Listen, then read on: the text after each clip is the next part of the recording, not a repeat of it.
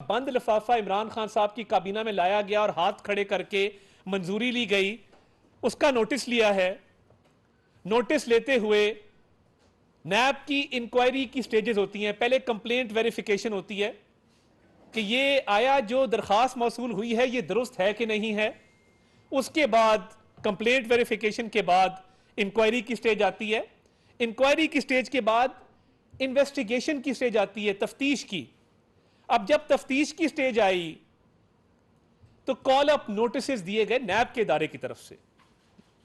नैब के इदारे ने जब कॉल अप नोटिस दिए तो इमरान खान साहब को और बुशरा बीबी को कहा गया कि आप पे ये इल्जाम है कि आपने बतौर वजीर आजम 190 मिलियन पाउंड का जो एक प्रॉपर्टी टाइकून का मामला था उसको काबीना से मंजूर करवा के 60 अरब रुपए का स्कैंडल किया है, 60 अरब रुपए का, और उनको रियायतें दी हैं और उस 60 अरब को रेगुलराइज करवाया है।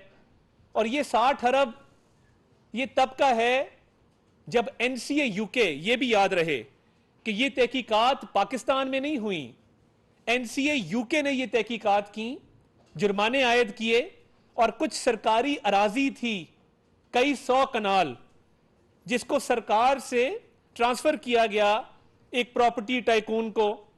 अब जब सरकार ने उस जमीन को ट्रांसफर करने की इजाजत दी और एनसीए का जो जुर्माना था, और ये 190 मिलियन पाउंड 60 अरब रुपया बनता है, जब इस मामले का नैब नोटिस लेती है, प्योर करप्शन है, तो नैब को पता यह लगता है कि अल कादिर ट्रस्ट नामी एक ट्रस्ट इस्टेब्लिश किया गया है जुल्फी बुखारी और बाबर अवान की तरफ से।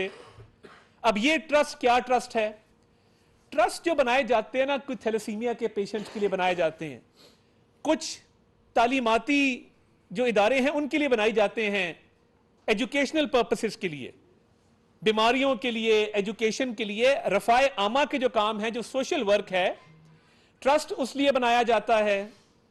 अब ये जो ट्रस्ट है जिसमें 458 कनाल जमीन एक प्रॉपर्टी टाइकून की तरफ से तोहफे में दी जाती है अल कादिर ट्रस्ट के लिए, उस जमीन का जब ट्रांसफर होता है तो ट्रस्ट डीड के ऊपर सिग्नेचर्स हैं जुल्फी बुखारी साहब के और बाबर अवान साहब के। आहिस्ता आहिस्ता उस ट्रस्ट को कन्वर्ट किया जाता है और एक नई ट्रस्ट डीड मार्जे वजूद में आती है। उस नई ट्रस्ट डीड में अगर आप उसको पढ़ें तो 2 अफराद के सिग्नेचर्स हैं। नंबर 1 जो सिग्नेचर्स मौजूद हैं वो इमरान अहमद न्याजी साहब के सिग्नेचर्स हैं। नंबर 2 जो सिग्नेचर्स मौजूद हैं वो बुशरा साहिबा के सिग्नेचर्स मौजूद हैं। और ये ट्रस्ट डीड उस 458 कनाल जमीन जो गिफ्ट की गई वो अल कादिर ट्रस्ट के नाम करने के हवाले से है। अब ये नेक्सस समझने की बात है कि ये नेक्सस क्या नेक्सस है। ये नेक्सस है कि आपने बतौर वजीर आजम काबीना में 190 मिलियन पाउंड में छूट और रियायतें दी एक प्रॉपर्टी टाइकून को, और काबीना को उस मामले पे बहस भी नहीं करने दी, उसको डिस्कस भी नहीं करने दिया और उस मामले को आप आगे लेकर चल पड़े। तो उसके बाद उस प्रॉपर्टी टाइकून ने आपको, जिस ट्रस्ट पे आपके और आपकी अहलिया के सिग्नेचर्स हैं, उन्होंने वो जमीन आपको गिफ्ट की। और कोई भी ट्रस्ट होता है तो रफाए आमा के लिए होता है, जिस तरह मैंने अर्ज किया। मुझे यह बता दिया जाए कि अल कादिर ट्रस्ट रफाए आमा का क्या काम कर रहा था, कौन सी एजुकेशन प्रोवाइड की जा रही थी, कौन से वहां पे लोगों का इलाज किया जा रहा था। चले मान लिया कि अल कादिर यूनिवर्सिटी है। अब ये 458 कनाल, 4 मरले, 58 स्क्वायर फीट जो प्रॉपर्टी टाइकून की तरफ से दिए गए हैं, वो किस मद में दिए गए, क्यों दिए गए, और वो रफाए आमा के लिए इस्तेमाल क्यों नहीं हुए। अब आगे चलें। टोटल जो इस ट्रस्ट को अभी तक अवेलेबल रिकॉर्ड के मुताबिक 180 मिलियन रुपीस वो रिसीव हुए, और जो इन्होंने ऑपरेशनल एक्सपेंस शो किया है, यानी 18 करोड़ रुपए वो हैं जो इनके मुख्तलिफ अकाउंटों में आ रहे हैं। जमीन की कीमत अपनी जगह, अब 458 कनाल जमीन मेन मोटरवे के ऊपर, उसकी कीमत आप खुद अंदाजा लगा लें, अरबों रुपए कीमत की वो राजी है। अब जो अकाउंटों में पैसा शो हो रहा है वो ऑपरेशनल एक्सपेंसेस की मद में 18 करोड़ आ रहा है और 80 लाख के खर्चे शो हो रहे हैं। तो ये मामला इतना सादा नहीं है। अब ये जो जमीन गिफ्ट की गई है तो ये इमरान खान साहब ने सरेआम ली है,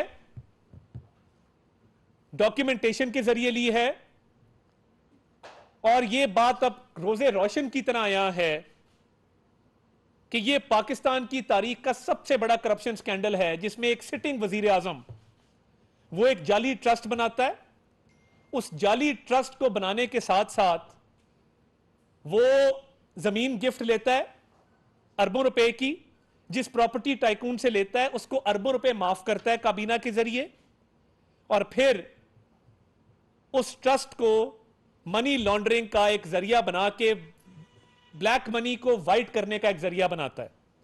अब नैब ने कई बार नोटिस दिए मगर किसी ने उन नोटिस का जवाब नहीं दिया, पेश होना भी मुनासिब नहीं समझा। मेरे जैसा आदमी हो, रात नोटिस आता है, हम सुबह अदालत में या तहकीकाती इदारे के पास खड़े होते हैं कि जी क्या जवाब तलबी है, हमने किस चीज का हिसाब देना है, ये हमारे